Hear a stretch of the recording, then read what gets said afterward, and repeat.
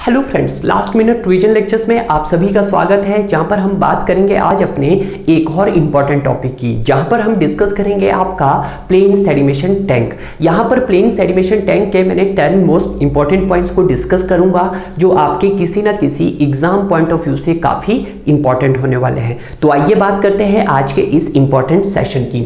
आज के इस इंपॉर्टेंट सेशन में जो आपका सबसे इंपॉर्टेंट पॉइंट्स है वो ये है कि sedimentation tanks to remove the suspended impurities. तो सबसे पहला क्वेश्चन जो एग्जाम के अंदर पूछा जाता है कि सेडिमेशन टैंक को हम क्यों डिजाइन करते हैं, उसको डिजाइन किया जाता है to remove the suspended impurities के लिए। क्लियर है। अगर मैं बात करता हूं इसके सेकंड मोस्ट इंपॉर्टेंट पॉइंट्स की, तो सेकंड मोस्ट इंपॉर्टेंट पॉइंट्स है इसका कि ये जो सेडिमेशन टैंक होते हैं सर, ये आपके पास दो टाइप के होते हैं। एक कौन कौन से होते हैं? एक आपके पास क्यूसेंट टाइप होता है जिसको मैं क्यूटी लिख देता हूं शॉर्ट फॉर्म में, और एक सर मेरे पास कॉन्टिन्यूअस फ्लो टाइप होता है जिसको मैं सीएफ लिख देता हूं।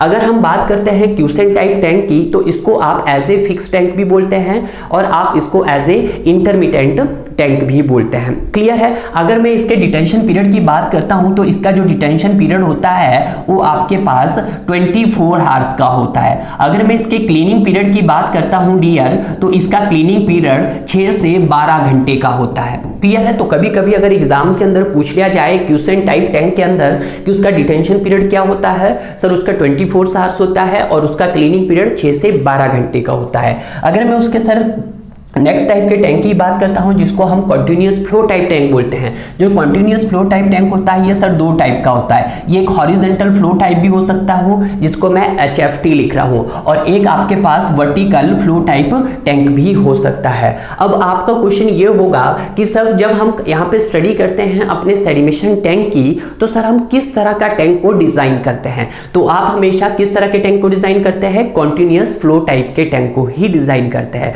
तो जो कॉन्टिन्यूअस फ्लो टाइप टैंक होता है सर, उसका डिटेंशन पीरियड कितना होता है? तो उसका जो डिटेंशन टाइम होता है वो आपके पास कितना होता है? 2 से 6 घंटे का होता है, 2 to 6 आवर्स का होता है। क्लियर है। ये मोस्ट इंपॉर्टेंट पॉइंट है। क्लियर है। अगर मैं बात करता हूं यहाँ पे थर्ड मोस्ट इंपॉर्टेंट पॉइंट की, तो ये रहेगा कि जो सेडिमेशन टैंक होता है उसको किसके लिए डिजाइन किया जाता है? सर उसको MDD के लिए डिजाइन किया जाता है, यानी कि मैक्सिमम डेली डिमांड्स के लिए डिजाइन किया जाता है। कितने सालों के लिए डिजाइन किया जाता है सर? 15 ईयर्स के लिए डिजाइन किया जाता है। तो ये भी आप यहाँ पर नोट डाउन कर सकते हैं।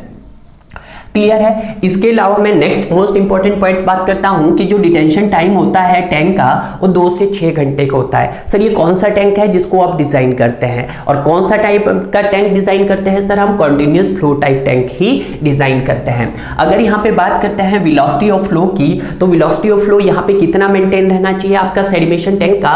वो 15 से 3 सेंटीमीटर पर मिनट रहना चाहिए। क्लियर है। अब यहाँ पे एक और कंसेप्ट कि सर अगर आपका वेलोसिटी ऑफ फ्लो हाई हो जाए तो क्या होगा? अगर सर वेलोसिटी ऑफ फ्लो आपके पास लो होगा तो क्या होगा? यहां तो सर आपने कह दिया कि जो वेलोसिटी ऑफ फ्लो मेंटेन रहना चाहिए सेडिमेशन टैंक का वो 15 से 30 मिनट का रहना चाहिए। क्लियर है। अगर आपका sir velocity of flow high होगा तो जिन पार्टिकल्स को आप टारगेट कर रहे हैं कि सर वो सेटल डाउन हो जाए, वो आपके सेटल नहीं होंगे। अगर आपकी वेलोसिटी ऑफ फ्लो हाई होगी तो आपके पास जो टारगेट पार्टिकल्स होंगे, target particles not settle down, वो आपकी सेटल डाउन नहीं हो पाएंगे। क्लियर है। अगर आपका वेलोसिटी ऑफ फ्लो लो रहा तो जिन पार्टिकल्स को आपने टारगेट किया है वो वैसे पार्टिकल्स आपके क्या हो जाएंगे? इजिली सेटल डाउन हो जाएंगे। इजिली क्या हो जाएंगे? वो सेटल डाउन हो जाएंगे। क्लियर है। नेक्स्ट मोस्ट इंपॉर्टेंट पॉइंट्स की बात करता हूं कि जो लेंथ होगी आपके प्लेन सेडिमेशन टैंक की वो कितनी होगी? वो 3 to 5 टाइम्स ऑफ विड्थ होगा। ठीक है, कि उसकी विड्थ से 3 से 5 गुना होगा। सपोज कीजिएगा अगर आपके पास टैंक की विड्थ 5 मीटर्स की है तो लेंथ कितनी होनी चाहिए आपके पास? 15 से 20 मीटर की होनी चाहिए। वैसे हम जनरली जो हम टैंक की जो लेंथ हम प्रोवाइड करते हैं वो 30 मीटर्स की प्रोवाइड करते हैं। आप चाहो तो उसको आप 100 मीटर्स तक भी प्रोवाइड कर सकते हैं। क्लियर है। अगर यहाँ पे मैं सर्कुलर डाया की बात करता हूं तो अगर आपका टैंक सर्कुलर है, रेक्टेंगुलर ना होकर स्क्वायर ना होकर अगर सर्कुलर है, तो उसका dia not more than 60 metre, 60 metre से ज्यादा नहीं होना चाहिए। और जो यहाँ पे हम जनरली प्रोवाइड करते हैं वो कितना प्रोवाइड करते हैं सर? वो जनरली आपका 20 to 40 मीटर्स का प्रोवाइड करते हैं।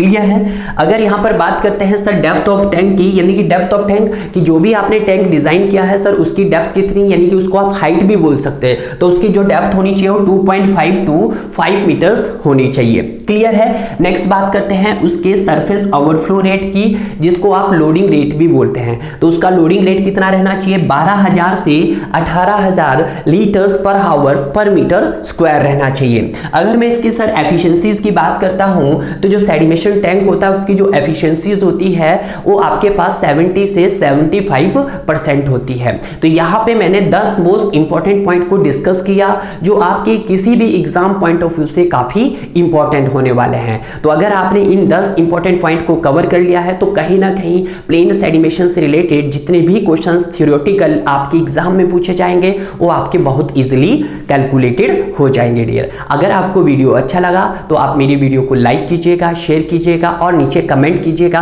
कि इस तरह के वीडियो क्या आपको और चाहिए, तो आप प्लीज मैसेज में ड्रॉप कीजिएगा ताकि मैं आपको नेक्स्ट नए वीडियोस लेके आता रहूं।